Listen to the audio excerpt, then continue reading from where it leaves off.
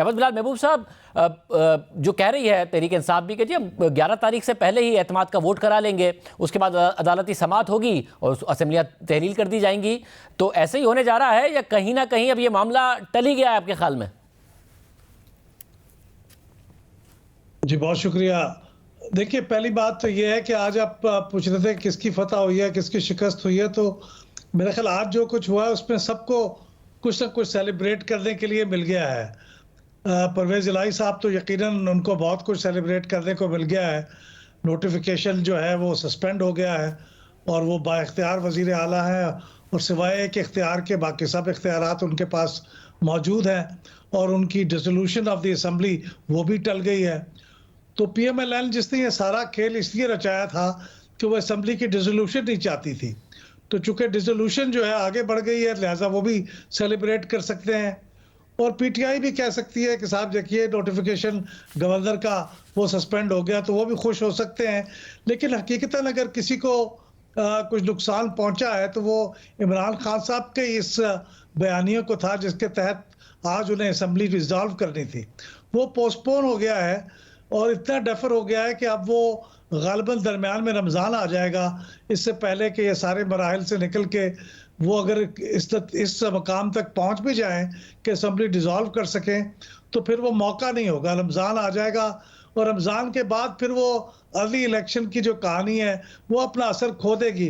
फिर तो बेहतर है कि फिर वो शेड्यूल पे इलेक्शन हो।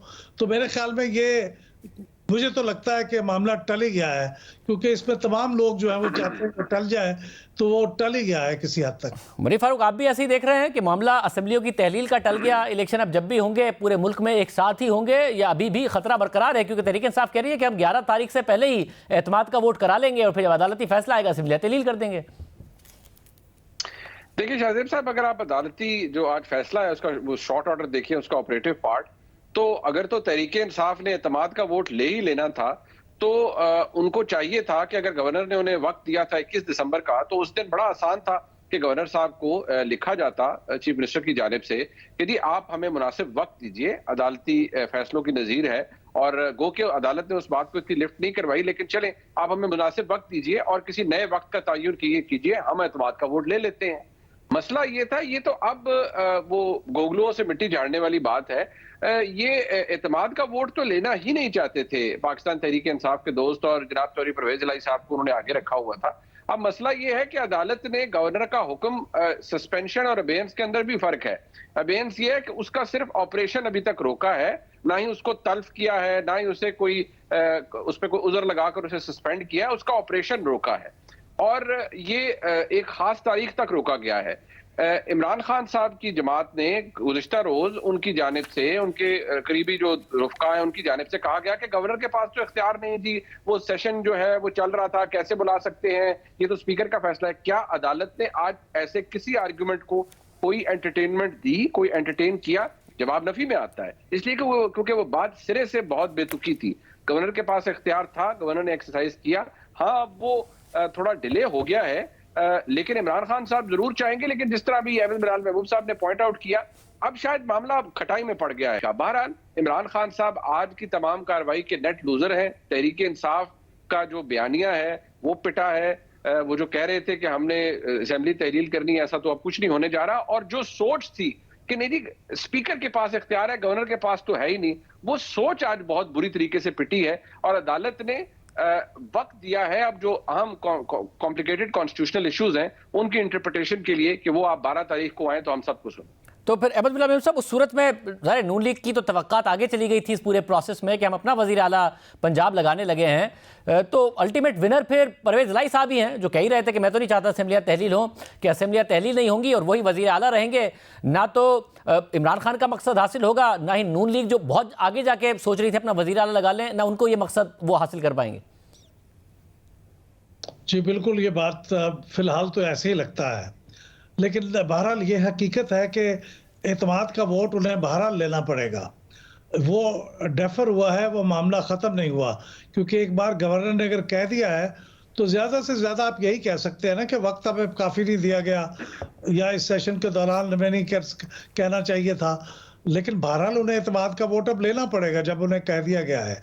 तो जब भी वो एतमाद का वोट लेंगे, तो अगर तो वो 186 लोग प्रोड्यूस करने में कामयाब हो जाते हैं, तो फिर ठीक है, उनका हक है, वो चलते रहें।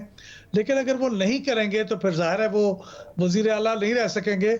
उस वक़्त तक पीएमएलएन की उम्मीदें शायद एक बार फिर लहलहा उठें और वो दोबारा कोशिश करें, क्योंकि उस सूरत में उनका ख़्याल ये है कि इलेक्शन अगर होंगे, तो पहले अगर राउंड में वो 186 ना भी सिक्योर कर सके, तो दूसरे राउंड में वो सिटिंग एंड वोटिंग जो लोग होंगे, उनके वोट में से मेजॉरिटी हासिल कर लेंगे। तो ये अभी सिलसिला मेरा ख्याल चलेगा। चीफ मिनिस्टर की हद तक जो उम्मीदें हैं, वो दोनों तरफ बरकरार हैं। आपको लगता है मुनीब कि हालांकि बार बार दावा कर रही है और ये तहरीक इंसाफ ने आज भी कहा कि जी हमें टाइम चाहिए था, टाइम दे दें, हम करा देंगे वोट ऑफ कॉन्फिडेंस, कोई मसला ही नहीं है।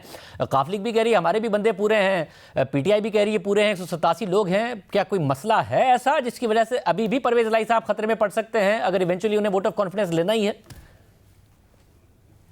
देखिए, परवेज इलाही साहब को इस मामले पर तो जिसका जिक्र हम कर रहे हैं, यानी असेंबली तहलील करनी है, उससे पहले एतमाद का वोट लेना है। मेरे नजदीक इस मुद्दे के ऊपर और इस चीज को जहन में रखते हुए कि परवेज इलाही साहब को मजबूर किया जा रहा है कि असेंबली तोड़ें और उससे पहले वो एतमाद का वोट लेंगे। एतमाद का वोट मेरे नजदीक मुश्किल होगा फौरी परवेज इलाही साहब के लिए लेना, क्योंकि वो मसला उनकी जात का नहीं है, मसला एक कॉन्सिक्वेंस का है जो कि सामने आएगा अगर एतमाद का वोट ले लिया गया। तो अदालत ने जो आज असेंबली तहलील न करने की अंडरटेकिंग ली है शाहजेब साहब, उसका बराह रास्त जिक्र उस पूरे कार्रवाई के अंदर नहीं था। वो क्यों ली गई, इसके ऊपर आपको, मुझे, हम सबको सोचने की जरूरत है कि जो इंटेंट होता है किसी भी असेंबली के इलेक्ट होने का, उसकी मुद्दत पूरी करने का, वो उसके पीछे कोई ना कोई एक पूरी मैकेनिज्म छुपा होता है, एक पूरी रीजनिंग छुपी होती है। अगर उसको तोड़ने के इमरान खान साहब ने फैसला कर लिया था और सिटिंग वजीर आला कह रहे हैं कि 99% लोग नहीं तोड़ना चाहते, तो इसका मतलब है वजीर आला समेत और बहुत से मेंबरान ऐसे हैं जो कि नहीं चाहते कि असेंबली टूटे। लिहाजा मुझे लगता है इस मुद्दे पर वोट ऑफ कॉन्फिडेंस लेना बड़ा मुश्किल होगा चीफ मिनिस्टर के लिए।